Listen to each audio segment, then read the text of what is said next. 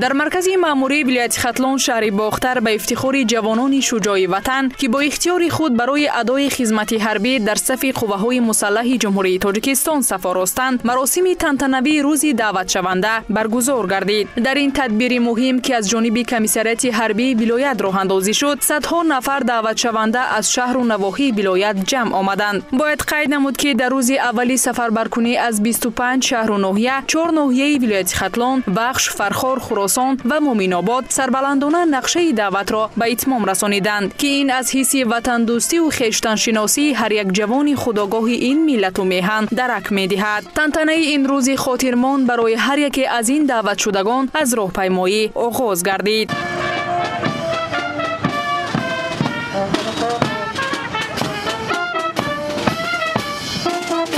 با این مناسبت ساکنان و جوانان پرچم پرافشانی نمودند. این مراسم را باز هم شکوه و شهامت بخشیدند. در این مراسم با شکوه نوسکران و جوانان وطن پرور و سابقه‌داران و خدمتچیان نظامی از تمام جزء و تام‌های قوه‌های مسلح اشتراک نموده زیر لیوای و نوا از نزد کمیسریت حربی ولایت تا به جشنگاه راهپیمایی نمودند. تنتنه روز دعوت شونده با اشتراک دایره وسیع جوانان و نوسکران، پدران و مادران آنها، نمایندگان مقامات اجرایی حکومت دولتی ولایت، شهر و ناحیه‌ها و مسئولین کمیسریت‌های حربی در ورزشگاه دانشگاه دولتی باختر به نام ناصر خسرو برگزار گردید. نخست سخن افتتاحی را مسئولین کمیسریت حربی ولایت آغاز بخشیدند. گفته شد که خدمت در صف قوه‌های مسلح وظیفه هر شهروند بوده. برای جوان مردان مکتب آب و تاب و دلیری و مردانگی است. سپس رئیس ولایت ختلان به سخن برآمده ذکر داشتند که سال تا سال شماره جوانانی که اختیاراً برای ادای صافدلانه خدمت مادر وطن مراجعه میکنند افزون گردیده همچون فرزندان محافظ دیار اهلانه در جزء و تام‌های وزارت مدافعه و دیگر مقامات قدرتی و نظامی کشور سفربر میگردند. دعوت شدگانی که امروز برای ادای خدمت حربی در این میدان جمع آمدند داشتن مهر و محبت و صادق بودن به خلق و وطن را ثابت ساختند.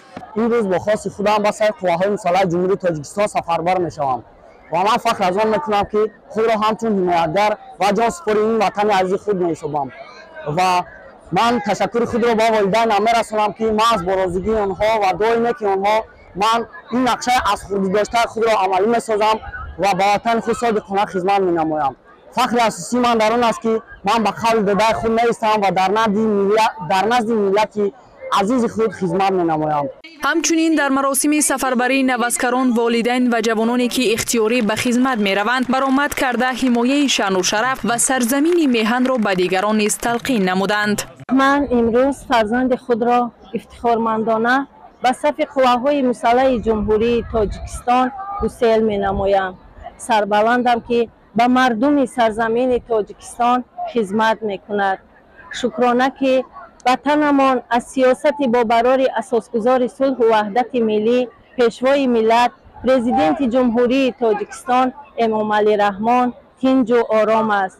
پایداری وحدت و ثبات سرتاسری بهترین نعمت برای ما مادران است. وظیفه فرزندان ما محض حمایه آسودگی وطن عزیز ما است که این مسئولیت را به عوض جان اجرا می‌نماییم.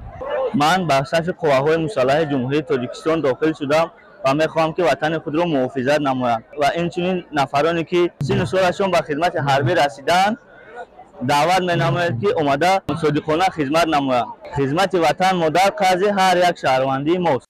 پس از سخنرانی همچون رمزی قدرشناسی به نوسکران تحفه‌های خاطروی تقدیم کرده شد. میتوان گفت که در چنین سطح بلند تشکیلی و فرهنگی برگزار گردیدن مراسم گسیل دعوت شدگان در بلند برداشتن حس حربی وطن دوستی جوانان تأثیری نیک میرساند. با همین ترتیب به افتخار دعوت شدگان و جوانان شجاع وطن، اهل هنر و فرهنگ ولایت و دانشجویان برنامه مکمل تئاتر کننده شده را با سرود و آهنگ‌های جذاب ترنمگری وحدت و یکدلی و تنجی و آسودگی پیشنهاد جمع آمدگان گردانیدند. گزارش شهلای احمد خان برای برنامه اطلاعاتی نوید از شهر باختر.